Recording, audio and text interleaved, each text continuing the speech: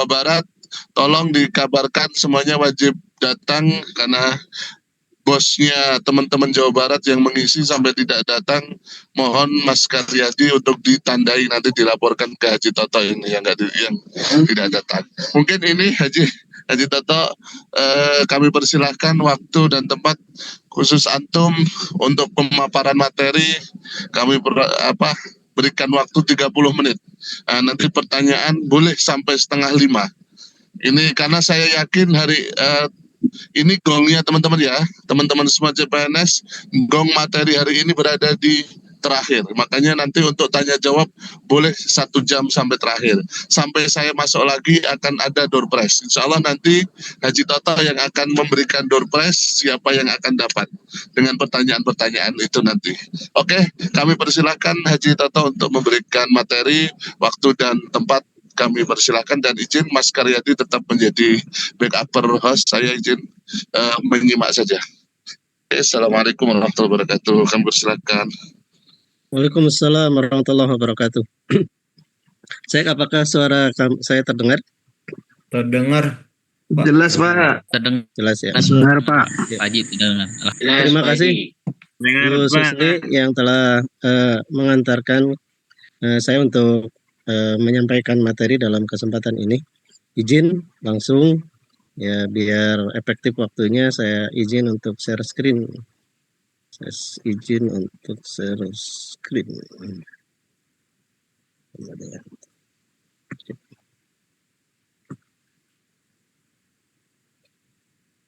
Ya, materinya sebagaimana yang diamanatkan, aspek hukum pencatatan perkawinan ya. Aspek hukum pencatatan perkawinan. Ya, terima kasih Gus Susni, tadi ada ya doa dan lain sebagainya, motivasi kepada kami dan seluruh penghulu ya, baik yang CPNS maupun P3K di wilayah Jawa Barat dan Sumatera ya, di zona 3 ini, ataupun mungkin dari peserta yang di daerah lain mungkin yang ikut ya. Oke, ini ya saya tadi mungkin saya juga dari penghulu ya, dari penghulu pertama pengadministrasi dan penghulu, kemudian ada diberi tugas teman kepala KUA dan sekarang penghulu masih tapi di ketua tim kerja gitu ya. Jadi masih penghulu ya, saya masih penghulu ahli media gitu ya. Oke, untuk terus saya sampaikan materi terlebih dahulu sekira 30 menit, mungkin kurang ya. Ya mungkin kurang, nanti kita akan lebih banyak berdiskusi, termasuk mungkin tadi ada beberapa pertanyaan yang menyangkut kedinasan ya, yang ya mungkin bisa saya jawab, mungkin akan saya jawab. Yang pertama, bahwa untuk pelayanan akad nikah itu, ya ini kalau penghulu itu di antara kitab suci yang harus dipahami ini adalah ini ya. Dan yang paling penting catatannya begini, jangan sampai ada penghulu menganggap bahwa undang-undang tentang perkawinan itu hanya Undang-Undang Nomor 1 Tahun 74. Padahal undang-undang sebelumnya itu ada, yakni Undang-Undang Nomor 22 Tahun 46 dan undang-undang pelaksanaannya. Unik ya, sebuah undang-undang di pelaksanaannya itu undang-undang juga gitu ya. Yang awalnya hanya di Jawa Madura, kemudian ditetapkan berlaku di seluruh Indonesia. Jadi pertanyaannya kalau saya dari slide ini pertanyaannya begini. Apa dasarnya sekarang di KUA kok berani-berani melayani rujuk gitu ya? Padahal di Undang-Undang Nomor 1 Tahun 74 itu tidak dijelaskan kewenangan tentang pelayanan rujuk. Nah, kalau dihilangkan Undang-Undang Nomor 22 Tahun 46, ya kita tentu tidak berwenang karena tidak ada kewenangan.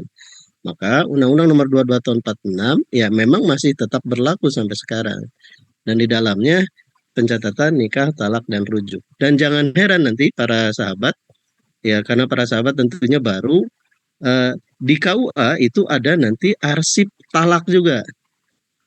Jadi KUA sebelum tahun 89 itu pernah berwenang untuk mengurusi urusan talak dan cerai gitu, sebagian prosesnya gitu ya.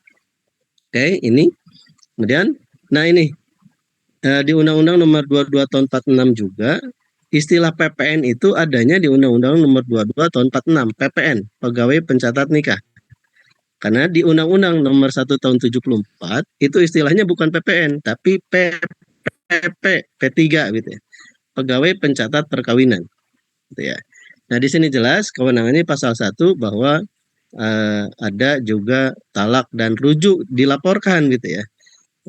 Dilaporkan talak dan rujuk juga dilaporkan. Jadi jangan heran kalau nanti ada berkas di KUA itu berkas kok ada talak, padahal kan talak wewenang PA. Ya, nah ini harus nyambung. Jadi harus nyambung runutannya gitu ya, harus nyambung runutannya. Nah, kemudian Undang-Undang Nomor 2 Tahun 46 juga itu perlu, dan karena satu-satunya undang-undang tentang pernikahan yang mengatur tentang sanksi.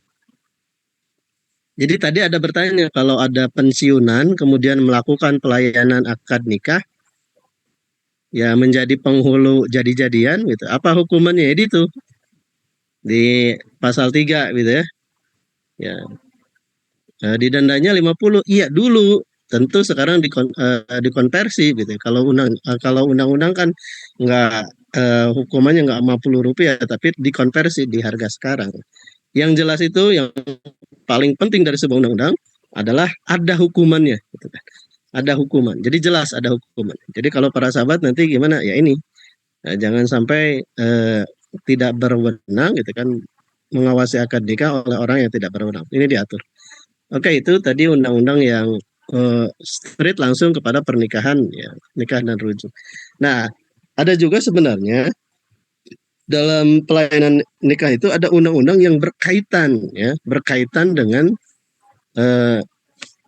artinya tidak ditunjukkan langsung kepada penghulu, tetapi memang sangat berkaitan dalam tugas-tugas pelayanan nikah rujuk yang dilakukan oleh penghulu gitu ya. Tadi mengingatkan bahwa PPN itu adalah penghulu gitu ya. Nanti jadinya itu PPN adalah penghulu. Tadi pegawai pencatat nikah adalah penghulu. Mungkin sudah dijelaskan di beberapa pemateri sebelumnya. Yang pertama undang-undang tentang peradilan agama gitu kan. Undang-undang tentang administrasi kependudukan, Adminduk. Ini sangat erat kaitannya. Kemudian undang-undang tentang notaris juga sangat erat kaitannya. Undang-undang tentang perlindungan data pribadi sangat erat kaitannya. Yang terakhir ini tentang data pribadi, boleh enggak orang yang bukan bersangkutan mengeluarkan akta nikah gitu kan. Menunjukkan saja itu diatur gitu. Cara bagaimana seorang penghulu itu boleh enggak menunjukkan akta nikah ya yang ada di kantor itu boleh enggak? Itu diatur di perlindungan data pribadi. Itu pun tentang notaris gitu ya. Bagaimana sih keabsahan suatu akta itu harus bagaimana gitu. Itu diatur jelas. Administrasi kependudukan jelas tentang pelaporan, tentang hal-hal yang lainnya, termasuk tentang perkawinan beda agama juga diatur di situ ya. Oke, kalau impresnya ya kitab suci yang lainnya kalau kalau penghulu itu harus paham ini nih. Nah ini kalau tidak paham ini penghulu ya kebangetan gitu ya. Ya, tadi kan ada undang-undang, dua undang-undang utama, yakni Undang-Undang 22 tahun 46, kemudian Undang-Undang Nomor 1 tahun 74, kemudian ada Undang-Undang ya Nomor 1 tahun 74 kan diubah ya oleh Undang-Undang Nomor 16 tahun 2019 gitu ya. Kemudian ada juga keturunan ke bawahnya adalah PMA 30 sekarang. Itu sudah berganti terus berubah-ubah yang tentang tentu PP-nya tadi. PP kan jelas ya, PP peraturannya. PP-nya lebih bawah lagi secara hierarki adalah PMA nomor 30 tahun 2024 tentang pencatatan pernikahan. Para sahabat mutlak hafal karena ini teknis ya. Ini teknis tentang pencatatan pernikahan. Para penghulu mutlak hafal tentang PMA 30 tahun 2024. Kemudian seharusnya ini sudah ada Kep Dirjennya tapi sayangnya belum. APRI sudah berjibaku untuk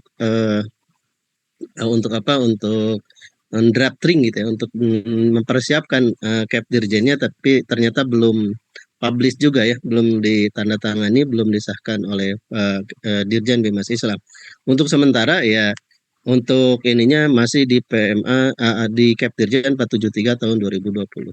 Ada juga penghulu harus memahami juga bagaimana tentang seorang suami yang dalam masa idah istrinya itu bagaimana itu? Itu diatur, boleh nggak seorang suami ketika dalam masa idah istrinya ingin nikah lagi? Itu diatur dalam surat edaran Dirjen Bimas Islam.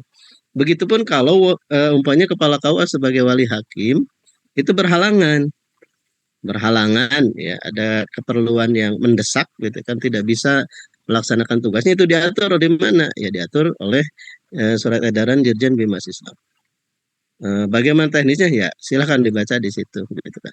Dan jangan sampai para penghulu masih menggunakan PMA 30 tahun 2005 tahun 2005 gitu kan. Padahal itu kan sudah di delete.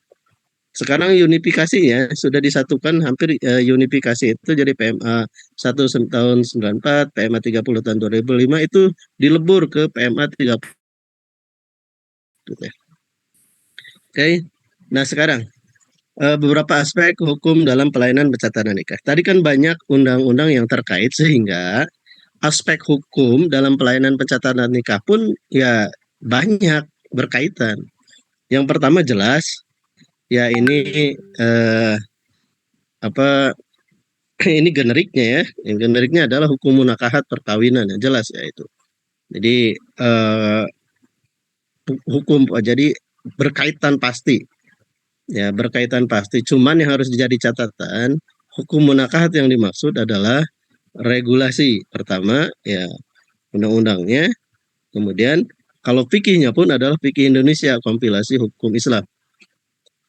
Jangan sampai atau harus dibatasi atau harus dihindari penghulu dalam memutuskan kebijakan, dalam memutuskan pelayanan berdasarkan fikih bukan kompilasi hukum Islam. Harus dihindari karena akan berbenturan, akan tidak berkekuatan hukum, akan tidak menyelesaikan masalah. Lebih baik kembali kepada kaidah hukumul hakim ilzamun wa yarfa'ul hilaf gitu ya. Jadi kalau sudah ambilnya fikihnya fikih Indonesia berupa kompilasi hukum Islam tadi berdasarkan peraturan presiden gitu ya. Peraturan presiden nomor 1 tahun 94.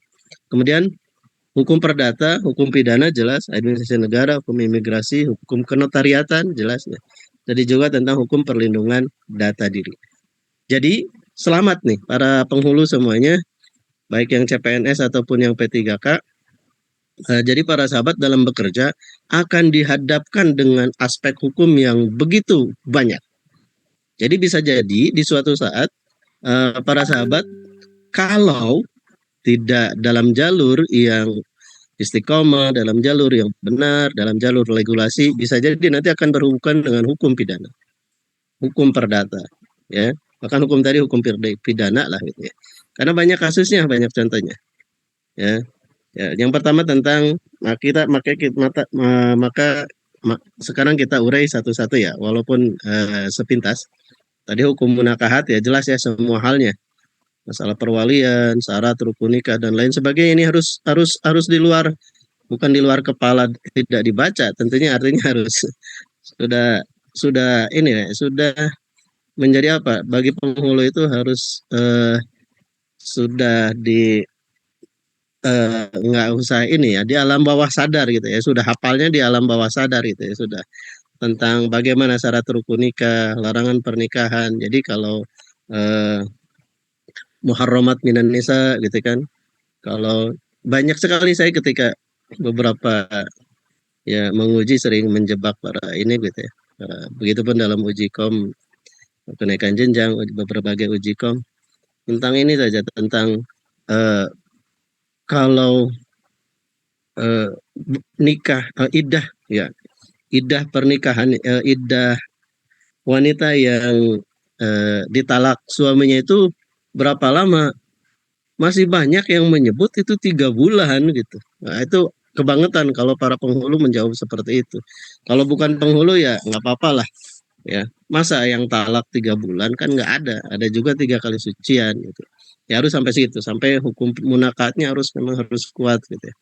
Kemudian ada aspek yang lainnya, aspek hukum administrasi negara gitu kan.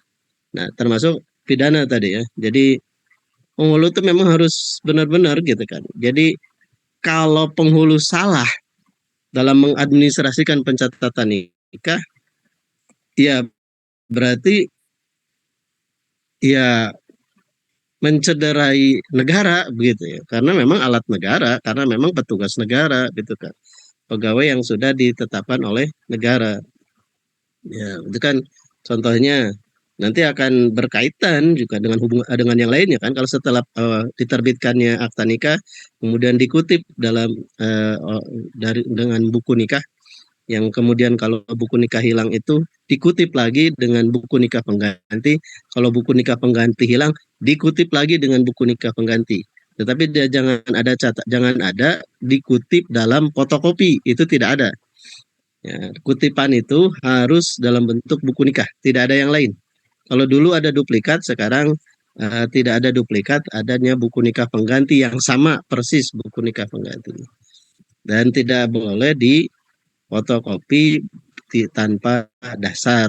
Kalau ada pengajuan, nah makanya di kenotariatan itu begitu ya. Nanti boleh nggak sebuah akta nikah itu difotokopi gitu ya. Kemudian hukum pidananya harus hati-hati, banyak pasalnya nih, berkaitannya dengan banyak pasal. Ya, pasalnya pemalsuan, banyak pemalsuan. Kemudian perkawinan terhalang, gitu kan? Ya, perkawinan terhalang banyak. Saya banyak terpaksa gitu ya, banyak terpaksa harus menjadi ahli hukum yang atas berbagai masalah di Polda, di Polres dari se-Jawa Barat gitu ya. Dan diantaranya ini, coba lihat, sengaja saya pelurkan ya, karena di antara ketika diminta untuk ahli itu tentang tindak pidana pemalsuan surat dan atau menyuruh menempatkan keterangan palsu ke dalam suatu akta otentik. Kasusnya gimana? Kasusnya di KUA Kecamatan Anu itu ditemukan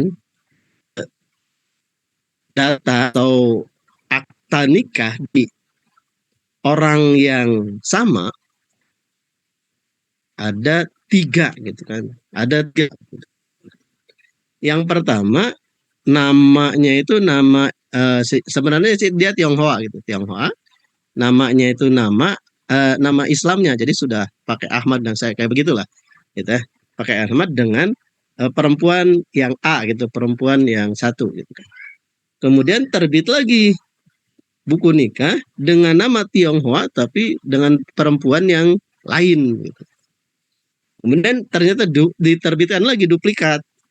Yang tadinya nama ini namanya nama Indonesia yang tadi yang pertama dikembalikan ke nama Tionghoa-nya. Sehingga ini ramai banget sampai ke Polda, kepala KUA-nya sampai ke Polda, dan alhamdulillah ya kepala KUA-nya tidak sampai, karena kan ini perbuatannya perbuatan yang dulu ya, dan kepala KUA yang dulunya sudah meninggal. Coba kalau belum meninggal ya sudah pasti ini berat gitu ya. Jadi kalau yang kepala KUA yang sekarang ya jangan khawatir, tidak bisa dikenakan menjadi ini ya, tidak bisa dikenakan menjadi tersangka. Oke, termasuk ini juga, ini penyalahgunaan, ini Dumas. Jadi siap-siap nanti para penghulu. Kalau pekerjaannya main-main, kalau pekerjaannya main-main dengan hukum terutama, atau mengikuti seniornya yang tidak baik, nah ini seniornya ini langsung ditulis oleh masyarakat, diadukan. Ini diadukan dalam satu sistem ya, span lapor itu kemana-mana, ke Ombudsman, ke KPK, ke Itjen, dan nanti diteruskan ke, termasuk akhirnya diteruskan ke bidang Urais Jawa Barat. Kebetulan yang mengelola adalah saya. Di antaranya begini, ini terjadi karena apa? Karena dia mencatat peristiwa akad nikah yang lalu tanpa isbat nikah. Ya jelas salah gitu kan. Apa kewenangannya, kan harusnya isbat dulu baru dicatat. Ini ya terjadi seperti itu. Ya makanya harus paham, jangan sampai ya kekurangan di KUA sekarang terlalu peduli kepada masyarakat dengan mengorbankan dirinya. Ya udahlah, nggak apa-apalah, biar Bapak beres, biarlah sesuai keinginan Bapak aja begitu. Padahal itu melanggar hukum, padahal itu tidak sesuai dengan pakem dalam pencatatan akta. dalam undang-undang yang ini dari berbagai undang-undang yang terkait tadi gitu kan. Jangan sampai ini. Jadi hati-hati nanti ya tercatat gitu kan.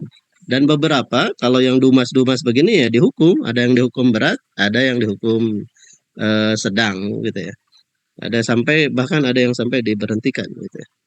Jadi harus lurus, harus benar sesuai regulasi dan tentunya kita harus memahami regulasi. Nah, di kesempatan ini tentunya kita mencoba untuk bersama-sama memahami itu. Dan yang paling penting adalah komitmennya. Yang paling penting adalah komitmen. Komitmen. Karena sepintar apapun kalau komitmen ya, kalau komitmen untuk melayani dengan sebaik, melayani dengan sesuai regulasinya hilang karena cuan, karena hanya mengharapkan ya sedikit uang ya hancurlah gitu ya. Oke, kita lanjutkan. Kemudian aspek hukum perdata. Ya jelas perdata gitu kan, banyak kasus perkawinan itu digugat karena apa? Karena perebutan warisan. Ini sangat banyak gitu ya. Karena apa? Karena akta nikah itu akta otentik loh. Otentik akta. Jadi coba di dalam keperdataan kita ini kita mengenal akta jual beli ya, akta hibah. Nah, termasuk akta nikah, juga akta ikrar wakaf gitu. Itu sama akta autentik gitu kan. Jadi memang menjadi alat bukti, akta-akta tersebut menjadi alat bukti. Ya. Jadi sebagian termasuk ini mungkin ya. Jadi kalau ada nanti buku nikah yang satu pihak tidak hilang, tidak rusak, tetapi dipegang atau dirampas, dikuasai oleh suami atau istrinya. Jadi si ininya tuh si suaminya nggak megang atau si istrinya megang. Terus datang ke KUA minta diterbitkan buku nikah pengganti. Tidak boleh. Karena masih ada gitu. Paling surat keterangan bahwa buku nikahnya, jadi KUA menerbitkannya cukup surat keterangan bahwa buku nikah tersebut dikuasai oleh salah satu pihak. Dan nanti di pengadilan hakim memerintahkan nanti KUA untuk membawa, untuk membuktikan gitu kan, membawa akta nikah tersebut ya, karena akta nikah yang ada di KUA itu adalah akta otentik, jangan sembarangan gitu ya. Alasan-alasannya harus jelas. Termasuk kalau alasannya adalah alasan hilang ya hilang, umpamanya akta nikah hilang ya beri keterangan sampai akta nikahnya hilang, keterangannya tidak, nanti ada pertanyaan lah yang tercatatnya yang bagaimana, yang mana hilang kan nggak bisa dibuktikan gitu kan, makanya ya hilang saja. Makanya sebagaimana PMA, silakan lihat PMA 30 ya, PMA 30 tahun 2024 pasal 49 pasal gitu kan, tentang kewajiban KUA jika ada akta nikah yang hilang, akta nikah atau rusak gitu kan, harus lapornya gimana gitu kan, prosedurnya gimana itu diatur gitu. Itu pun imigrasi ya. Jadi beberapa tanda tangan, jadi jangan heran kalau imigrasi meminta tanda tangan, contoh tanda tangan dan cap gitu ya. Ya begitu kan. Begitupun lain-lain sebagainya harus memahami. Nah sekarang bagian terakhir mungkin. Apa penghulu itu adalah seorang notaris? Coba perhatikan. Di sini notaris ya disandingkan dengan ya notaris itu adalah pejabat umum yang berwenang untuk membuat akta otentik. Jadi bahwa yang membuat akta otentik di sini adalah notaris. Lantas apakah penghulu dalam hal ini adalah kepala KUA yang menandatangani, yang memprosesnya adalah penghulu? Apakah notaris? Ya, tentu bukan, karena notaris adalah jabatan tersendiri, penghulu adalah jabatan sendiri. Tetapi di situ di pasal ini ya, pasal 15-nya jelas dalam kewenangan itu.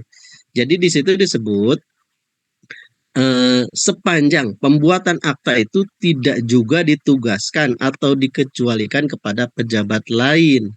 Ya, jadi artinya walaupun bukan notaris, tetapi penghulu itu adalah pejabat lain yang ditetapkan oleh undang-undang untuk mencatat, untuk membuat akta perkawinan. Jadi jelas levelnya sama gitu antara notaris dengan pejabat lain. Bahkan ada embel-embel pejabat gitu kan. Ada embel-embel pejabat dari ya penghulu itu gitu. Oke. Sehingga ya harus memahami, mau tidak mau ya, penghulu sebagai pembuat akta itu harus memahami akta. Dan sebenarnya kita sedang mengembangkan di APRI, di APRI ini gitu ya, bahwa kita itu kalau pengen kita tunjangan jabatannya tinggi, karena sekarang kan tunjangan jabatan kita penghulu ahli pertama hanya 260, penghulu ahli muda hanya 350, penghulu ahli madya hanya 500 gitu, penghulu ahli utama belum ada bahkan gitu kan. Nah itu usulannya sudah tapi belum juga publish, belum juga disahkan gitu ya. Ya kalau ingin sebenarnya kuncinya adalah kita harus membuktikan bahwa kita itu adalah pejabat yang mengurusi tentang hukum gitu kan. Nah, sehingga mungkin ya ya beda sedikit lah dengan hakim lah, atau lebih sedikit dengan jaksa gitu ya.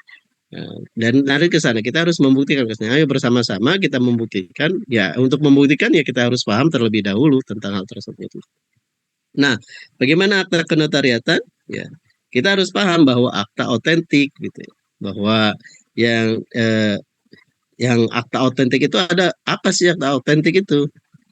Yang dibuat oleh atau di hadapan pejabat. Nah, jangan lagi nanti para penghulu ini yang CPNS P3K mengikuti mungkin mengikuti seniornya yang ketika di Amil itu sudah dilaksanakan oleh Amil, dibawa ke KUA artinya sudah matang gitu ya, nges asak gitu kan. Langsung aja dibuat. Itu beberapa kasus terjadi dimasalahkan. Dan itu memang tadi salah. Jadi aktanya itu tidak sudah cacat hukum. Kenapa? Karena tidak di hadapan pejabat. Peristiwa pernikahannya tidak di hadapan pejabat dan harus di depan pejabat. Harus ditandatangani gitu kan dengan patut. Banyak juga akta nikah loh ditemukan ketika kami monep, ketika kami supervisi. Ya banyak juga akta nikah justru yang belum ditandatangani oleh penghulunya, oleh kepala KUA-nya, bahkan oleh yang aneh itu oleh suami istrinya yang nggak ditandatangani. Ya jadi harus paham baik ketika permohonan kehendak nikah, pemeriksaan nikah, pemohon nikah gitu kan. Ya ya syarat formilnya gitu kan jelas harus gitu kan. Jadi kalau tidak, nah ini kuncinya begini, kuncinya kalau nanti ditemukan ada kekurangan berkas, jangan jok jadi pahlawan. Ya sudah kekurangan berkas dan tidak bisa dipenuhi, sudah tolak melalui surat resmi. Jangan sampai iyalah nggak apa-apa kurang sedikit mah, iyalah karena dipersyaratkan di PMA 30 itu kan bukan tidak ada lagi surat kenal lahir ya. Yang ada adalah akta kelahiran. Karena dia tidak punya akta kelahiran, adanya surat kenal lahir, ya udah aja lah nggak apa-apa. Wah pasti itu di belakang ada masalah. Tolak saja. Kenapa? Karena memang tidak ada eh, tidak akta kelahiran. Tapi dengan kita memberikan solusi dibiasakan. Kalau menolak, Bapak, Ibu, Akang, Teteh, karena ini tidak ada akta kelahiran, maka kami tolak. Maka kami tolak atau kami tunggu sebelum kami tolak, kami tunggu kekurangan persyaratannya ini, kan? Jadi kami tidak terima dulu nih. Silakan urus akta kelahirannya. Sekarang kan ngurus akta kelahiran nggak seperti dulu. Urus akta kelahirannya itu gampang, gitu kan. Silakan Bapak ke Disdukcapil dulu urus akta kelahirannya. Harus berani begitu. Dan kalaupun nanti diadukan, itu kita aman karena kita berbasis regulasi berdasarkan hukum. Jangan-jangan kita nanti memberi kemudahan, ternyata kita sendiri yang terjerat nantinya karena tidak sesuai tadi, tidak sesuai pakem, tidak sesuai regulasi yang seharusnya. Gitu kan. Persyaratannya ini nggak apa-apa, gitu. Ya nggak bisa. Ya. Dalam pelaksanaan pun begitu, gitu kan. Karena itu sekarang ada kutipan yang disebut kutipan itu apa itu? Kutipan itu ya. Gitu. Jadi tidak ada KUA mengeluarkan mengeluarkan fotokopi buku nikah gitu ya. Fotokopi buku nikah. Yang harus ada yang bisa dikutip itu adalah di kutipannya aja gitu ya. Di kutipan. Nah, ini ya ini mungkin Nah sekarang persyaratannya. Jadi akta nikah yang otentik itu harus gimana sih? Pertama, ya harus di hadapan penghulu, nggak boleh dimaklunin, nggak boleh dimaklunin. Tadi ada pertanyaan, kalau CPNS, kalau P3K sudah bisa belum melakukan pelayanan? Ya, dengan berat hati, karena ini regulasi juga. Karena regulasinya menghendaki bahwa untuk P3K itu bisa melayani pelayanan akad nikah, bimbingan pelayanan akad nikah, menghadiri pernikahan yang istilah penghulunya itu setelah mengikuti BIMTEK yang diselenggarakan oleh Kanwil Kementerian Agama, ya, oleh Kanwil. Beberapa yang senior sudah gitu kan, tinggal mungkin yang di Jawa Barat itu 24 itu belum gitu ya, mungkin ada di sini ya, mohon bersabar saja. Jadi tinggal nunggu setelah mengikuti BIMTEK langsung bisa melaksanakan pelayanan akad nikah dan bisa namanya masuk di SIMKA. Nah, bagi CPNS memang perlu perjuangan lebih gitu kan, perlu perjuangan lebih untuk CPNS. Lebih Ya, diunggulkan dulu ini P3K ini. ya. Ya, pertama harus PNS terlebih dahulu, mendapatkan SK PNS terlebih dahulu. Kemudian setelah mendapatkan SK PNS baru mendapatkan SK jabatan yang ada angka kreditnya. Nah, ini catatannya, yang ada angka kreditnya. Sementara P3K itu langsung mendapatkan SK-nya, SK penghulu, SK jabatan tanpa angka kredit. Nah, ini yang masalah tadi ada pertanyaan, bisa nggak P3K naik jenjang? Ya, sulit karena di SK-nya tidak ada kesempatan untuk apa? Untuk muncul angka kredit. Kecuali ada perubahan regulasi. Ini untuk regulasi sekarang. Ya, kok CPNS agak lama gitu ya? Ya, kalau buat apa rumah sendiri itu memang biasanya agak lama gitu. Beda dengan ya sekedar kontrak gitu. Tapi kan sama hak-haknya, gaji dan lain sebagainya sama. Bedanya di situ saja di statusnya. Mudah-mudahan ke depan ya sesuai komitmen dari berbagai pihak untuk disama. Karena kan sama aja pekerjaannya sama. Oke, jadi harus. Nah, sekarang bagaimana kalau dihadiri oleh CPNS atau P3K? Ya, ya belum gitu kan artinya. Kecuali mungkin darurat daripada dilaksanakan oleh orang lain, oleh amil yang lebih bahaya gitu, oleh amil lebih bahaya. Ya, kalau penghulu CPNS P3K ya minimal ikut bersama-sama. Nanti bagian doanya, bagian khutbahnya mungkin mendampingi penghulu gitu. Ya, ya membawa tasnya pun nggak apa-apa gitu kan. Bareng dengan penghulu yang sudah senior gitu kan. Ya, gitu ya. Ini mungkin Gimana? Bawa tas aja kita ini kalau saksi P3K juga, ini. kalau saksi juga seperti itu. Ya, diusahakan saksi itu memenuhi seperti ketentuan dari saksi akta gitu. Saksi akta gitu kan. Ya, jangan ini. Jadi harus benar-benar ya. Jadi ketika membuat akta itu memang harus eh, contohnya sekarang. Kalau sekarang uniknya di KUA itu akta nikah itu dibawa. Akta nikah itu dibawa oleh pejabat, dibawa oleh penghulu sehingga di hari libur pun bisa ditandatangani, bisa dikeluarkan, termasuk langsung kutipannya. Asal aktanya terlebih dahulu harus ini aktanya terlebih dahulu harus ditandatangani, baru buku nikahnya diberikan pada tanggal waktu tersebut. Ini pelayanan yang unik yang memang luar biasa dari KUA yang harus benar-benar KUA kuat dalam pemeriksaan. Karena kalau pemeriksaan tidak benar nanti ya buku aktanya sudah di print gitu kan, mau ditandatangani, bahkan buku nikahnya sudah disiapkan, tetapi karena satu hal, karena pemeriksaannya kurang jadi batal karena atau ada hal lain sehingga pernikahannya tidak bisa dilaksanakan. Ya padahal ya sudah dipersiapkan aktanya dan sebagainya untuk langsung ditandatangani. Oke gitu ya. Nah ini coba kalau ini bagus nih. Ini ada aduan bagus.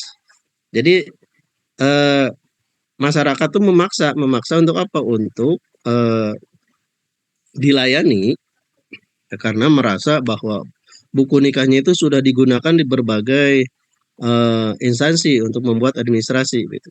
Nah, ketika ke KUA ternyata ditolak oleh KUA. Kenapa?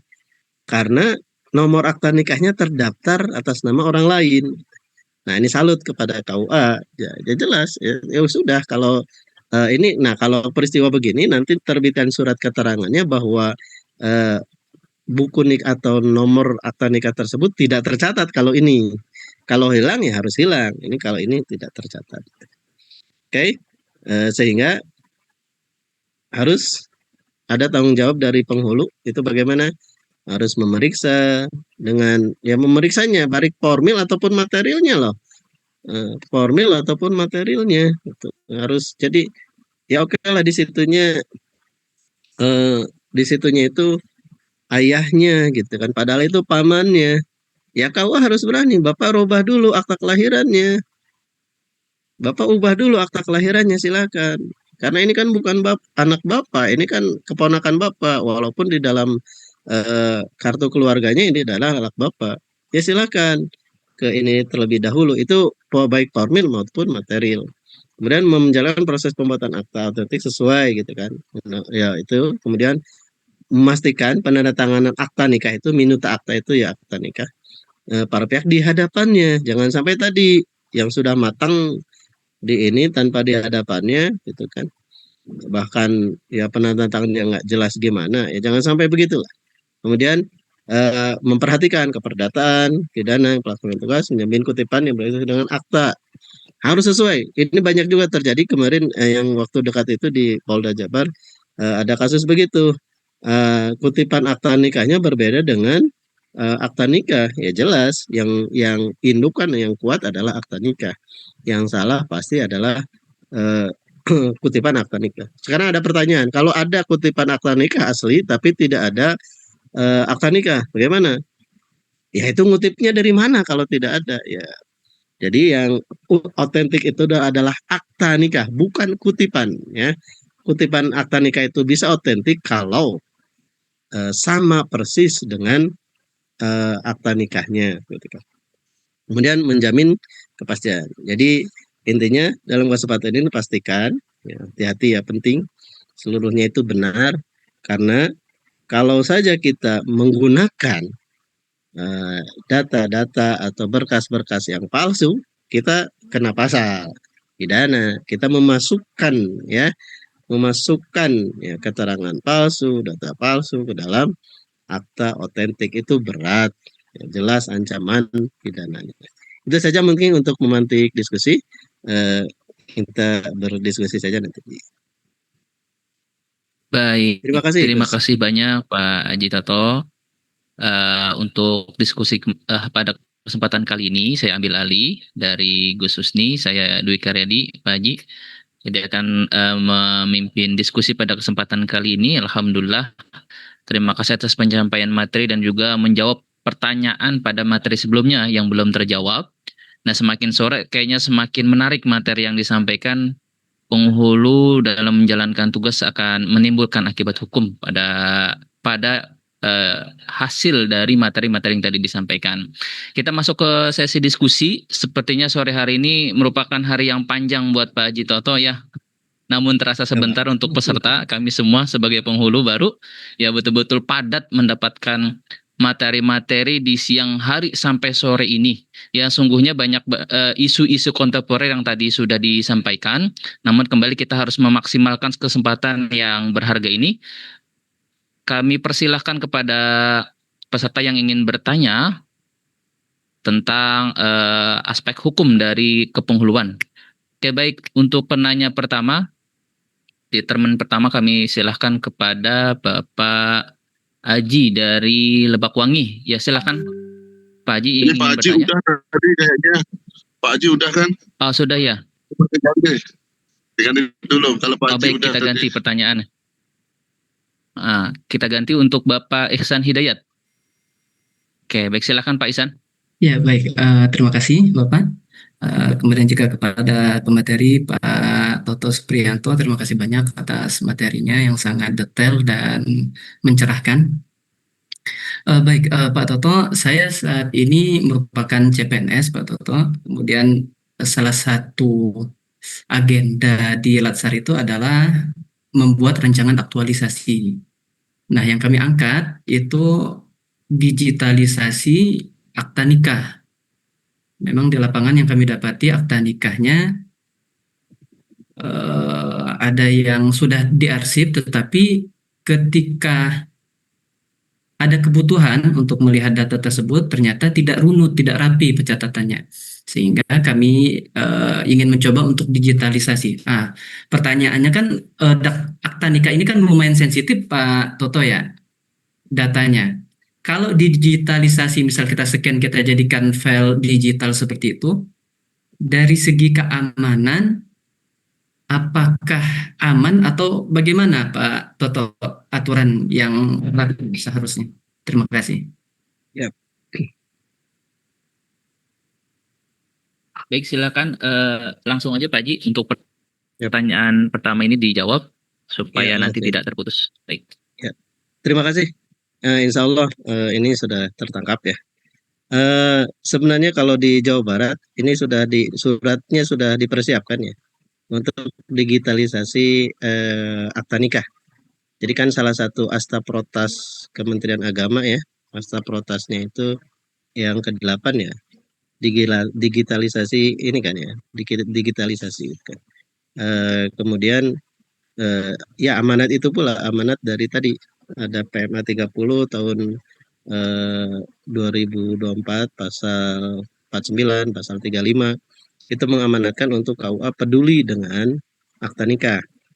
Masalahnya memang di beberapa KUA itu akta nikah dengan berbagai kondisinya, ya mohon maaf ya, KUA ya keadaannya memang di mana-mana ya, termasuk mungkin yang SBSN itu masih kurang di untuk penyimpanan ya, ruang arsipnya masih kurang. Nah, kami memang kalau ada jadi ada aktualisasi seperti itu memang luar biasa bagus, dan kami memang di beberapa KUA memberi tantangan sebenarnya kepada CPNS. Jadi CPNS itu kan pelayanan akad nikahnya belum, ya. Ya sudah fokus di mana, di digitalisasi gitu kan.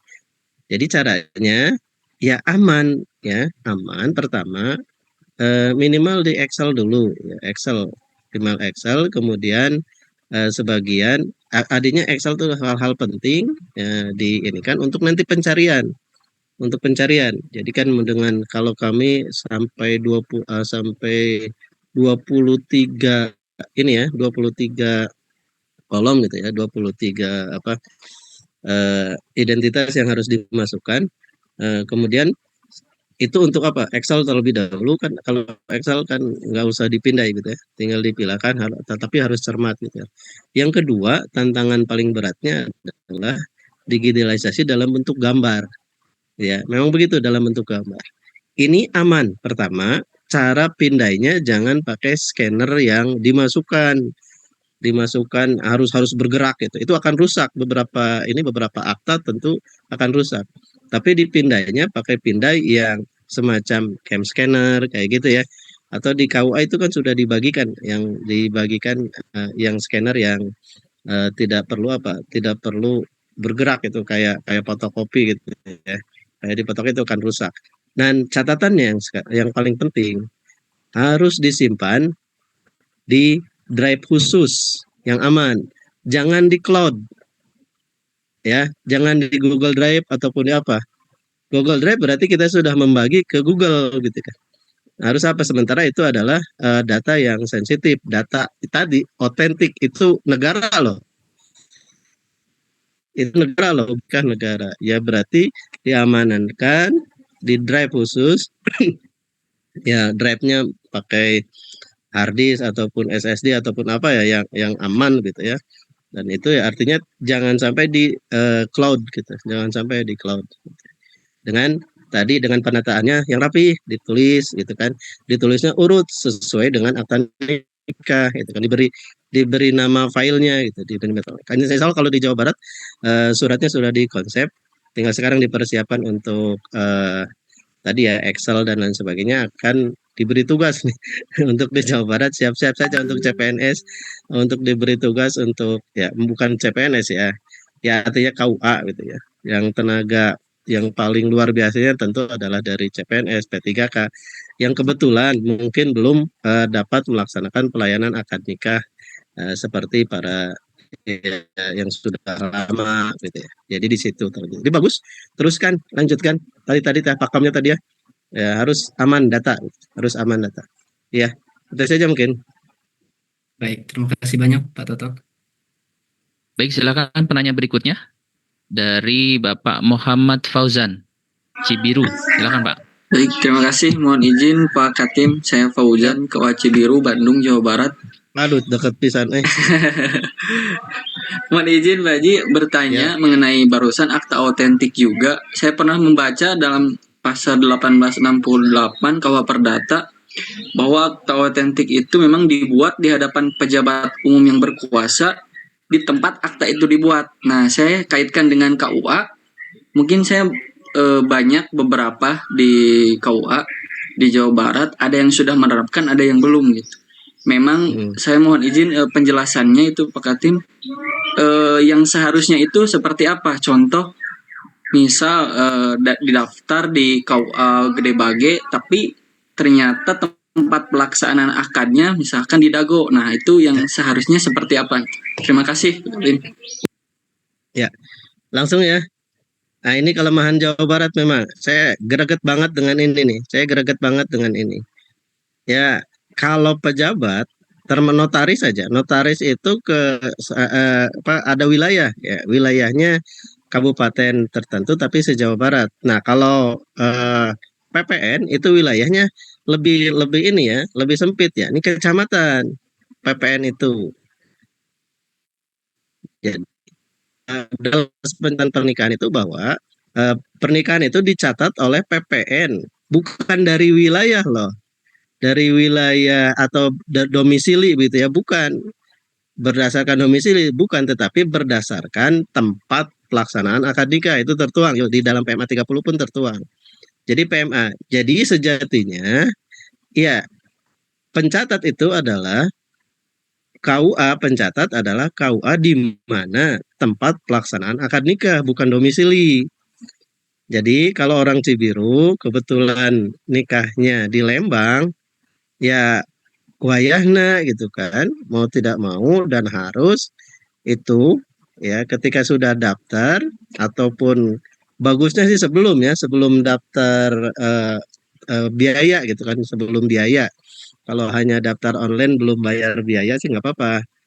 Bagus gitu ya kalau sudah bayar, walaupun sudah bayar sebenarnya bisa gitu ya, bisa, dan harus untuk apa, di rekomendasi gitu ya, direkomendasi adi pencatatannya diamanatkan ke tempat pelaksanaan akad nikah. Memang Jawa Barat masih ini ya, karena memang pemetaannya pun belum sampai kepada pemetaan jumlah akad nikah ya, jumlah peristiwa nikah yang asli gitu. Yang asli itu sesuai dengan ketentuan tersebut. Nah, kalau sudah diterapkan nanti ke depan akan diterapkan, kami sudah siapkan rancangan untuk ininya, untuk suratnya, untuk supaya dilaksanakan. Tetapi nanti mungkin akan shock di KUA yang tadinya banyak di perbatasan, itu kemungkinan besar akan sedikit menurun ya, pasti menurun. Jadi yang biasanya kemana-mana ya hanya punten saja gitu kan. Dan anehnya para kepala KUA di Jawa Barat itu kalau ada peristiwa tersebut itu diam aja, nggak menegur gitu. Itu kekurangannya. Kalau di DKI mungkin di daerah yang lain itu kalau ada peristiwa pernikahan bukan dari yang mencatatnya, itu bukan dari wilayah kecamatan yang berwenang, ya ditegur gitu. Ya gitu ya. Jadi yang seharusnya dari wilayah pelaksanaan akad nikah, itu yang mencatat itu begitu, bukan dari domisili. Terima kasih. Baik, selanjutnya untuk pertanyaan berikutnya, Pak Haji dari Amar Ma'ruf Ketapang Lampung. Silakan. Ya baik, terima kasih Pak. Izin saya Amar Ma'ruf, CPNS penghulu dari Lampung. Saya ada dua pertanyaan, Pak. Yang pertama itu terkait dengan penyerahan kutipan buku nikah ya. Itu dalam aturan kan diserahkan sesaat setelah dilakukan akad nikah. Nah, semisal kejadiannya adalah ketika kita sudah datang ke jadwal akad nikah, berarti kita sudah siap dengan buku nikah dan akta itu sudah ditandatangani pada tanggal hari itu. Nah, kemudian pada saat di lokasi ternyata nggak jadi nikah, batal. Entah itu orangnya kabur, entah orangnya atau meninggal atau apa dalam mungkin ini kasusnya jarang, cuman ini saya kepikiran begini. Itu bagaimana sedangkan kutipan buku nikahnya itu kan udah tertanggal hari itu. Apakah itu kemudian batal secara hukum ataukah prosedur pembatalan itu seperti apa? Itu yang pertama. Yang kedua, eh, pelayanan di KUA ini kan secara aturan dari hari Senin sampai dengan Jumat. Kemudian atas dasar permintaan dari calon pengantin dan disetujui oleh kepala KUA dimungkinkan untuk tanda tangan di hari libur Sabtu Minggu atau tanggal merah. Nah, apakah kemudian itu juga berlaku untuk penandatanganan akta atau hanya kita sekedar menghadiri aja? Artinya kalau misal berlaku untuk penandatanganan akta berarti tanda tangan akta di hari libur untuk juga diakui atau seperti apa ketentuannya, Pak? Demikian. Terima kasih. Wassalamualaikum warahmatullahi wabarakatuh. Waalaikumsalam warahmatullahi wabarakatuh. Langsung saja ya. Yang pertama, ya ini sekali lagi uniknya pelayanan KUA, pelayanan penghulu yang memang mengandung resiko. Tapi tetap harus dalam ya catatan kita nih, jangan sampai abai walaupun penuh risiko. Artinya kan harus bahwa buku nikah itu sesaat setelah pelaksanaan akad nikah. Itu komitmen pelayanan loh. Komitmen pelayanan Kementerian Agama dan sudah turun menurun ya. Sudah berjalan ya berpuluh tahun mungkinnya ya memang pelayanan seperti itu. Karena sehingga dalam prosesnya nih, dalam proses pembuatannya biasanya dicetaknya itu kan kalau pelaksanaan Sabtu atau Minggu biasa dicetaknya kan Jumat ya, paling telat kan. Tapi tetap harus dalam kerangka bahwa yang dicetak itu tanggalnya adalah tanggal pelaksanaan akad nikah itu.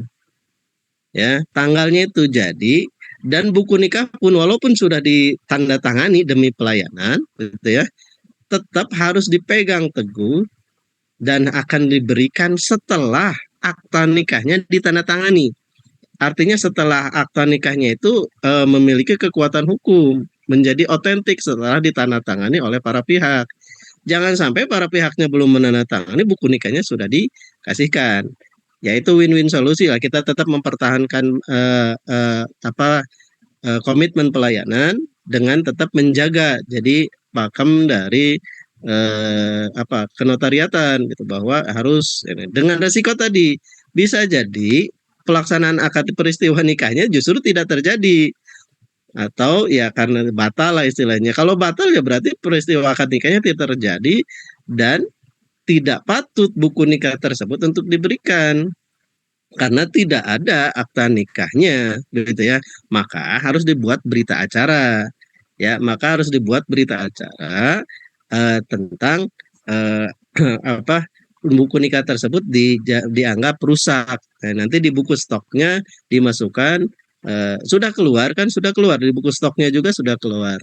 Nanti ditulis bahwa nomor sekian, ya nomor korporasi sekian dan sekian, ya itu di buku stoknya rusak karena batal nikah karena alasan itu ada berita acaranya, dibuat berita acara gitu kan. Ya, itu memang resiko itu demi pelayanan. Tapi tetap kita jangan termasuk nanti kalau ada isbat nikah massal gitu ya. Kemudian kita bekerja sama dengan Disduk Capil. Ya, Disduk Capil dengan Pengadilan Agama yang setelah nanti isbat beres, kemudian KUA mengeluarkan buku nikah dan Disduk Capil mengeluarkan KTP baru gitu kan. Nah, kita harus pastikan dulu bahwa isbatnya sudah isbatnya sudah terjadi begitu.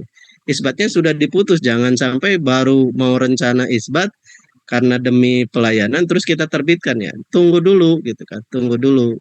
Ya. Walaupun persiapan sudah gitu, tapi jangan diterbitkan terlebih dahulu. Oke ya. Jadi begitu. Jadi kalau hari Jumat bagaimana tanggal titih mangsa lah, ya. Titih mangsanya ya, titih mangsa pelaksanaan akad nikahnya ya di hari libur. Seperti notaris lain kan nggak mengenal hari libur atau hari apa gitu kan. Ya ketika hari pelaksanaan baik hari libur, hari kerja ya di hari itu. Karena kan dibawa buku nikah, aktanya itu dibawa sekarang. Kalau dulu jangan heran, nanti para sahabat lihat akta-akta yang lama itu, akta-akta tahun 90-an itu, kalau dilaksanakan di luar KUA itu hanya ditandatangani oleh PPN aja.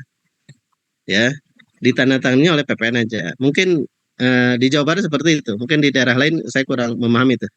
Ditandatangani dengan alasan karena aktanya tidak dibawa, aktanya kan berupa buku gitu. Aktanya itu berupa buku yang ada di KUA, jadi tidak dibawa kepada tempat pelaksanaan sehingga tidak ditandatangani.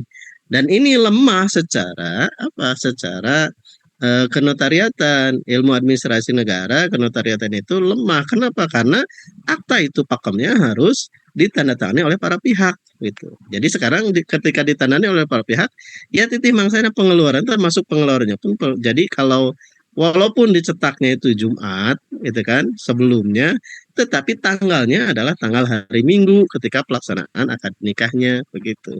Jadi tetap tidak melanggar, gitu ya, tetap tidak melanggar, tetap dalam jalurnya, karena tanggalnya adalah di tanggal itu. Ada juga mungkin KUA yang dulu, prem yang dulu, pengeluaran buku nikah itu harus di hari kerja. Nah, ini dengan peraturan sekarang tidak begitu. Jadi walaupun di hari libur tetap dikeluarkan karena aktanya pun diterbitkan di hari libur tersebut. Terima kasih. Baik, sudah matang ya. Sudah jelas banget terkait dengan pertanyaannya Mas ya. Selanjutnya kita lanjut pertanyaan berikut dari Pak Haris Sirojudin Nur. Silakan Pak Haris. Terima kasih Kiai atas pertanyaannya, atas izinnya. Di sini kiranya saya ingin bertanya mengenai peran amil Pak Haji. Jadi kan memang sejauh ini memang dalam pencatatan ataupun pendaftaran kehendak nikah gitu ya, acap kali memang bagi mereka pendaftar nikah calon pasangan suami istri, calon pengantin itu ketika memang mereka yang notabene pekerja di hari biasa tidak bisa datang ke KUA, itu menyerahkan ataupun meminta tolong kepada amil atau kesra gitu Pak Haji ya, untuk dilakukan sebuah pendaftaran tentang kehendak nikah mereka gitu Pak Haji. Nah, pertanyaan utamanya yaitu ketika memang para amil atau kesra ini, khususnya amil ya Pak Haji ya, yang memang mereka ini kadang karena merasa udah terbiasa nih untuk membawa berkas apa adanya, nanti tinggal diurus aja gini gitu kan, yang memang malah terkadang ini pun dirasakan oleh saya sebagai calon penghulu, kadang adanya berkas ataupun dokumen yang kurang. Jadi memang karena tidak secara langsung pasangan calon suami istri ini yang datang, jadi memang kurangnya ada komunikasi antara kita dengan mereka gitu Pak Haji kiranya. Terima kasih Pak Haji. Ya, amil di zaman now sudah sangat bahaya. Ya, artinya KUA sudah tidak lagi, ya, tidak boleh lagi menggunakan begini ya. Yang tidak boleh itu begini. Jadi aneh ketika saya ada rapat dengan Tipikor, bukan Tipikor ya, Sabar Pungli waktu itu. Mereka heran khusus di Jawa Barat ya. Mereka heran kenapa kok KUA itu katanya membantah bahwa Amil itu bukan pegawai KUA. Jadi kalau mereka melakukan apapun itu bukan tanggung jawab kami katanya. Tapi ketika pelaksanaan akad nikah kok mereka bawa-bawa berkas, bawa buku nikah, bawa daftar pemeriksaan nikah. Itu dari mana katanya gitu kan. Nah, ini yang tidak boleh, jelas haram gitu ya. Yang pelaksanaan kan harus oleh penghulu gitu kan, harus oleh yang pejabat yang berwenang untuk mengawasi akad nikah itu, harus oleh pejabat yang berwenang. Kemudian Amil bagaimana? Ya sudah dihindari karena pertama Amil ya yang membengkakkan gitu ya, membengkakkan biaya nikah ya realitanya adalah Amil itu sendiri gitu kan, dan biasanya masyarakat menganggap bahwa itu adalah KUA. Nah, sehingga nanti kami akan berusaha ya. Ini kami sudah menyiapkan banyak surat nih yang akan nanti dilempar ke para penghulu, para KUA. Di antara suratnya itu adalah ya kami akan menyeragamkan di Jawa Barat untuk calon pengantin harus wajib foto di KUA gitu. Seperti di imigrasi, seperti pelayanan haji gitu ya. SIM dan lain sebagainya. Jadi tidak bisa diwakilkan. Jadi tidak ada lagi dibawa oleh Amil tanpa catirnya datang, gitu ya. Nanti insya Allah suratnya sedang dipersiapkan dan beberapa daerah sudah melaksanakan ya. Beberapa daerah sudah melaksanakan dan itu luar biasa bagus. Luar biasa dalam artian masyarakat itu ya akhirnya mau tidak mau datang ke kantor urusan agama sehingga yang tadinya ya Amil itu sangat dominan dengan kebijakan tersebut dengan dipoto di KUA. Nah, saya yakin para CPNS ini nih ya Gen Z bisa membantu bukan membantu ya, berjelas melayani gitu. Kalau istilahnya pembantu enggak, bukan gitu ya. Sama-sama melayani untuk pelayanan akad nikah ya dikuatkan di sini mungkin di IT untuk fotonya bagaimana. Sekarang kan banyak ya foto itu yang karena SIMK bisa ya, sudah SIMK bisa dengan upload foto jadi langsung gitu. Nah, buku nikahnya gimana? Ya dicetak dulu yang bagus untuk buku nikah, baru ditempel gitu ya. Kalau akta nikah kan bisa langsung di-print gitu ya. Nah, Gen Z itu nanti cari kamera yang murah tapi bagus gitu kan. Terus teknologi bagaimana cara moto mungkin dari langsung diolah, langsung di ini ya harus inilah bagian dari Gen Z ini untuk pelayanan ini. Jadi begitu ya. Jangan lagi karena sudah banyak aduan nih. Sudah banyak aduan. Banyak yang KUA yang bermasalah karena itu. Saya 2 kali ya di Kota Bandung aja saya 2 kali. Karena pelaksanaan dulunya mateng ya, dibawa oleh Amil atau ada Amil memberikan apa ya, informasinya yang salah sehingga KUA terjerat gitu kan. Contohnya apa? Orangnya di Taiwan, gitu ya, orangnya di Taiwan, ya, kemudian dikeluarkan buku nikah di Indonesia, padahal orangnya pada hari pelaksanaan akad nikah itu adanya di Taiwan, gitu kan. Nah, ini hal-hal yang seperti itu, makanya ya sudahlah, makanya ada penghulu itu ya tetap kuatkan. Ya memang di beberapa daerah Amil itu dominan, tapi ini bagi tantangan bagi kepala KUA, bagi penghulu. Kalau penghulunya lebih bagus, lebih kuat, tidak mungkin Amil dominan. Kelemahannya bagaimana ketika Amil dominan? Ya penghulunya, ya kepala KUA-nya belum bagus di masyarakat. Nah, ini tantangan.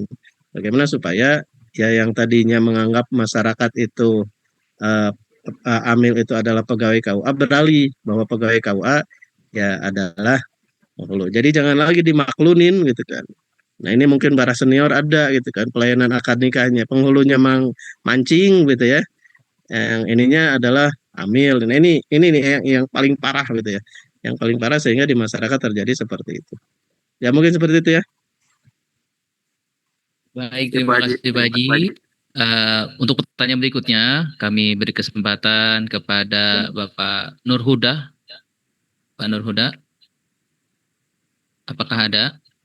Kalau tidak, kami akan berganti ke penanya berikutnya karena waktu juga semakin sore ya. Oke, kalau gitu kami pindah ke Bapak M. Amirul Adli. Silakan, Pak. Terima kasih, Dr. Izin Bapak. Yap. Perkenalkan, saya Muhammad Amir Radli dari KUA Simpang Kanan, Provinsi Riau. Nah, pertanyaan saya simpel saja Bapak, karena ini menjadi keraguan bagi saya. Pertanyaannya, apakah boleh pegawai KUA menjadi saksi dalam pernikahan? Karena saya melihat yang menjadi saksi ini kantorku itu menawarkan kepada masyarakat, karena di dalam KHI itu kan yang menjadi saksi itu adil, balik, dan tidak terganggu pendengarannya. Nah, berarti kalau seandainya boleh pegawai KUA menjadi saksi dalam pernikahan, berarti dia membuat namanya di belangko akta nikah gitu. Sedangkan ada kawan saya menyatakan kita boleh saja menjadi saksi nikah, tetapi jangan buat nama kita di akta nikah. Bagaimana hal tersebut, Bapak? Mohon pencerahannya bagi saya. Sekian. Assalamualaikum warahmatullahi wabarakatuh. Ya. Kalau penghulunya kita, ya saksinya jangan kita, cari yang lain, gitu kan. Kecuali kalau penghulunya teman kita, ya yang satu kantor, gitu ya, kita nggak apa-apa menjadi saksi, gitu. Nggak apa-apa menjadi saksi. Ya, saksi itu jangan sampai begini, disaksikan oleh orang lain, yang ditulisnya siapa? Ya itu sudah pemalsuan, itu nggak sesuai. Nanti timbul masalah lagi, bisa dikomplain, bahkan bisa berujung masalah, gitu kan. Untuk ini aja, untuk hati-hati nih di Jawa Barat. Untuk pelaksanaan akad nikah aja ada juga begini kan, ada praktek begini. Pelaksanaannya di gedung karena di luar wilayah gitu, di luar wilayah kecamatannya, tapi supaya administrasinya benar ditulisnya di rumah mempelai gitu, padahal pelaksanaannya di gedung resepsi gitu, karena di tempat lain takut ketahuan ditulisnya di ini. Dan ini sudah menjadi masalah, sudah diadukan, ini sudah banyak diadukan ketika suami istri melihat aktanya kok pelaksanaan akad nikahnya di rumah, padahal kan saya di gedung, saya kan udah bayar mahal-mahal, kenapa enggak tidak? Ya itu sampai begitu. Jadi hati, jangan sampai begitu. Ya udahlah, yang urusan gitu mah nggak apa-apa, saksinya siapa, yang ditulisnya siapa, ya nggak bisa. Udah, masih banyak. Pernikahan itu bukan peristiwa darurat ya. Ini jangan sampai begini. Kan nikahnya itu darurat, nggak ada lagi pernikahan darurat. KUA itu nggak ada pernikahan darurat. Yang dilayani oleh KUA, yang dilayani oleh penghulu adalah pernikahan yang sudah memenuhi syarat. Termasuk kalau belum ada saksi, ya tolak. Gitu. Jadi jangan sampai, karena ini kan mendesak, saksinya nggak ada, ya udah aja siapa. Yang adanya penghulu, ya ada juga mungkin yang menjadi pertanyaan itu ketika wali hakim, karena berbagai hal, tetapi walinya di situ masih ada gitu ya, karena berbagai hal gitu kan. Walinya di situ hadir, boleh enggak? Ya boleh saja hadir, asal jangan menjadi saksi. Nah, gitu. Asal jangan menjadi saksi. Ya. Dan jangan menjadi para pihak gitu. Oke. Itu mungkin kalau urusan penghulu ya gitu ya. Jadi boleh saja asal jangan double ya, penghulu juga ya saksi juga. Hindari karena kan masa di aktanya kita nanda tangan dua para pihaknya kan, masa ada dua para pihak itu kan, ada yang ini ya, yang calon pengantinnya kebetulan wali hakim juga kan nggak bisa menikahkan sendiri. Yang kebetulan calonnya itu adalah wali, itu kan nggak bisa, harus dikasih ke wali hakim kan, gitu. Harus intikal karena calon pengantin adalah wali dari apa? Dari calon istrinya, ya wali nasab gitu kan. Nggak bisa yang kayak gitu kan, harus ke wali hakim gitu. Nggak bisa berperan ya wali juga ya calon pengantin, nggak bisa seperti itu. Baik, Pak Haji. Untuk pertanyaan terakhir, Pak Haji ya. Izin untuk pertanyaan terakhir, kami beri kesempatan kepada Bapak Nur Huda yang tadi sudah kami tunggu-tunggu, silakan. Ya, terima kasih. Mohon maaf tadi ke kamar mandi. Ya, pertanyaan saya mengenai pertama terkait saksi nikah. itu kan tertulis di akta nikah. Kadangkala itu dari P3N yang disetorkan ketika kita disetor ke penghulu, itu namanya saksi ini, dan ini. Pada waktu akad itu ada perubahan saksi. Itu bagaimana untuk menyikapi seperti itu. Nomor kedua, ini yang saya temui di lapangan mengenai seperti surat kehilangan akta nikah, itu biasanya di masyarakat yang saya dengar itu dibuat-buat sama masyarakat bahwa mengaku melapor ke polisi bahwa aktanya hilang, padahal di bawah si istrinya seperti itu. Nah, itu bagaimana cara menyikapinya? Terus yang terakhir, mohon maaf, ini mungkin agak keluar sedikit, cuma kebingungan saja saya ini mengenai isbat nikah. Nah, pernikahan siri itu adalah ilegal atau diilegalkan. Pertanyaan saya, dengan alasan yang pertama, bisa tercatat di Dukcapil bahwa pernikahan belum tercatat. Berarti bahwa pemerintah juga melegalkan nikah siri. Terus kenapa kadangkala itu nikah siri itu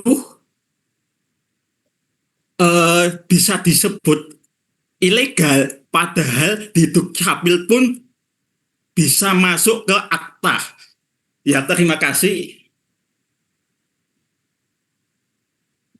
Ya, pertama ya, saksi nikah tertulis, kemudian ada bahannya. Memang ini tantangan, salah satu tantangan tadi, tantangan pelayanan KUA yang harus mempersiapkan akta nikah di awal-awal. Jadi kan harus di print ya, daftar pemeriksaan nikahnya di print. Kan yang ada di daftar pemeriksaan nggak ada ya, nggak ada saksi ya. Yang ada itu kan di akta nikah ya. Ya, berarti kan harus dipersiapkan. Berarti harus dipersiapkan, di print terlebih dahulu. Nah, ketika terjadi berbeda, iya, buku nikah dan aktanya jangan dulu ditandatangani. Bisa dipending. Dipending, ya, begitu ya, dipending. Ya, tadi karena kalau diterbitkan salah, saksinya kan beda. Dirubah dulu gitu kan, dibuat dulu akta kembali perubahan. Jadi akta yang sudah diterbitkan, kalau buku nikahnya kan enggak kan? Buku nikah nggak muncul saksi gitu kan. Ya akta nikahnya dan buku nikahnya tidak boleh diberikan dulu. Jadi dipanggil nanti setelah akad nikah dengan penjelasan karena ada perubahan saksi dan saksi belum tertuang dalam akta nikah.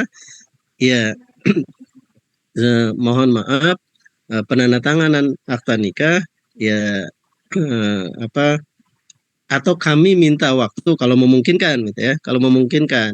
Kalau di kantor kan, kalau pelaksanaan di kantor bisa, kalau ini ya nanti dipanggil kembali begitu, dipanggil kembali untuk penandatanganan akta nikahnya, baru buku nikah yang sudah diterbitkan, yang sudah dipersiapkan, karena diterbitkan itu ya baru diberikan gitu ya.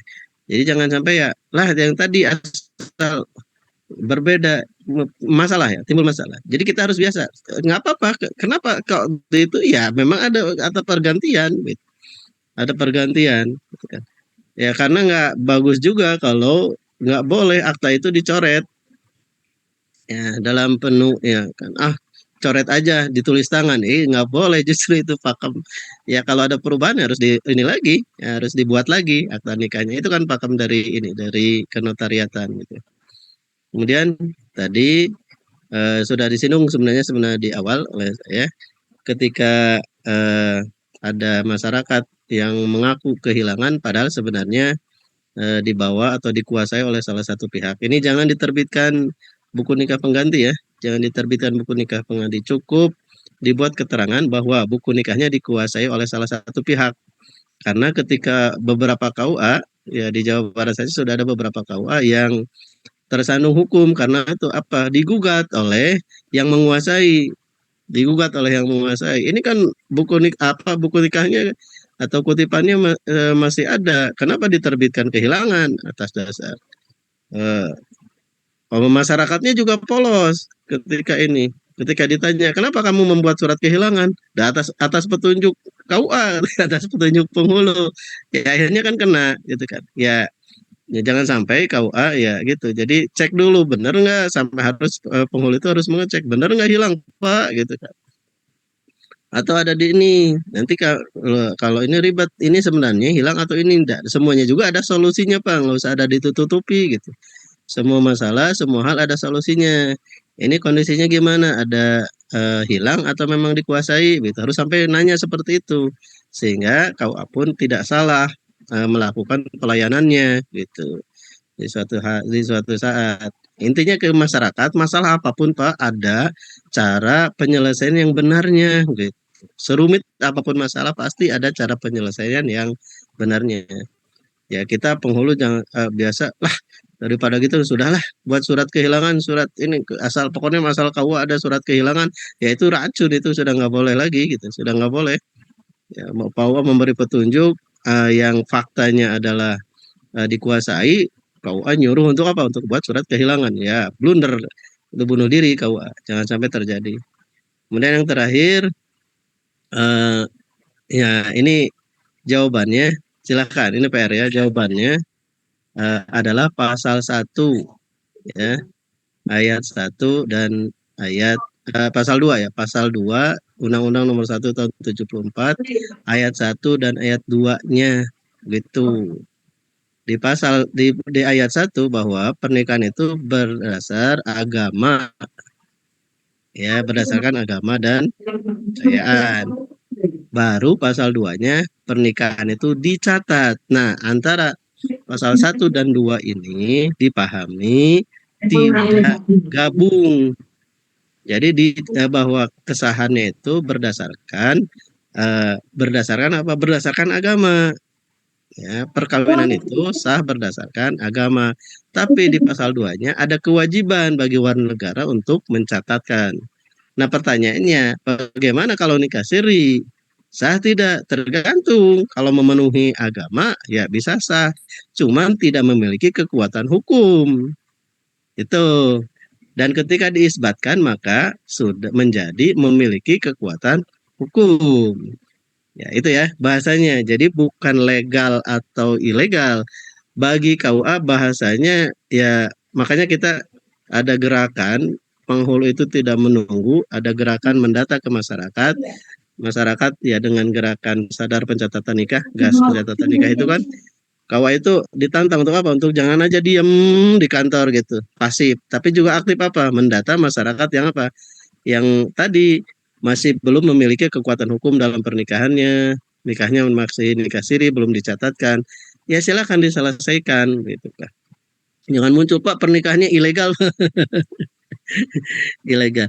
Iya sih memang bahasa ininya kalau belum dicatatkan, tapi menurut undang-undang itu silakan cermati ya. Di pasal 2 ayat 1 dan ayat 2-nya itu memiliki norma tersendiri. Norma sah dan norma pencatatan gitu ya. Silakan makalahnya pun ya kajiannya pun sudah cukup banyak gitu ya. Sudah cukup banyak di kompilasi hukum Islam aja untuk tertib administrasi loh bahasanya. Untuk tertib administrasi peristiwa nikah itu dicatat gitu ya. Dicatat. Nah, bagi KUA ya kalau KUA mah jangan udah nikah siri dulu. Kalau memberi petunjuk ya salah. Walaupun begitu gitu ya. Bagi KUA ya harga mati. Terus KUA kalau begitu bisa melayani nikah siri. Kalau sah ya nggak bisa. Itu pelanggaran berat. Pelanggaran berat. KUA itu pelaksanaan ya melaksanakan akad. Jadi KUA itu adalah lembaga pencatat. Bahasanya lembaga pencatat, bukan pelayanan akad nikah yang tanpa catatan. Ya, pokoknya saya melayani nikah siri. Bahaya kalau penghulu melayani nikah siri. Ya. Nikah siri itu bukan nikah secara agamanya yang parah. Yang parah itu bagi KUA adalah petugasnya itu siapa. Nah, itu yang harus dikejar. Kalau nanti ada, kan banyak yang sekarang yang mengiklankan loh di media-media tentang jasa nikah siri. Ya, harus dikejar itu. Salah satu mungkin aktualisasinya di situ bisa ada tuh nanti bagi CPNS. Ya, yang jasa nikah siri itu diteliti di ini gimana nanti ya kalau bisa diselesaikan, kalau nggak bisa dibina ya binasakan aja.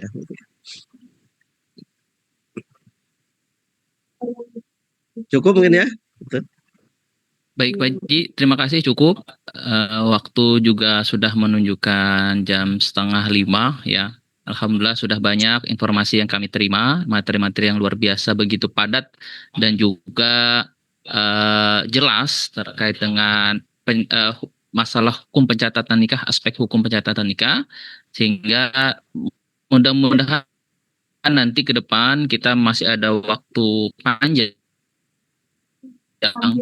ada BIMTEK aspek pencatatan hukum ini ya di lain kesempatan, dan terima kasih kepada Apri yang telah memberikan kesempatan buat kita sedikitnya membahas atau mendalami tentang aspek-aspek hukum tentang pencatatan nikah ini. Baiklah, terima kasih Pak Haji Toto yang telah memberikan materi-materi kepada kami semua, sehingga sedikitnya kami bisa memahami apa yang perlu kita siapkan sebagai penghulu baru baik CPNS maupun P3K di lingkungan KUA kami masing-masing. Baiklah Pak Haji Toto dan seluruhnya, kita akhiri sesi diskusi pada kesempatan kali ini. Terima kasih sudah mengikuti kegiatan diskusi tentang aspek pencatatan hukum. Semoga apa yang kita dapatkan di sore hari ini bisa bermanfaat dan bisa benar-benar kita amalkan aspek-aspek hukumnya pada kegiatan kita nanti di KUA masing-masing. Untuk itu dari saya sebagai moderator, banyak ucapan yang barangkali kurang berkenan, kami mohon dibukakan pintu maaf yang seluas-luasnya. Untuk itu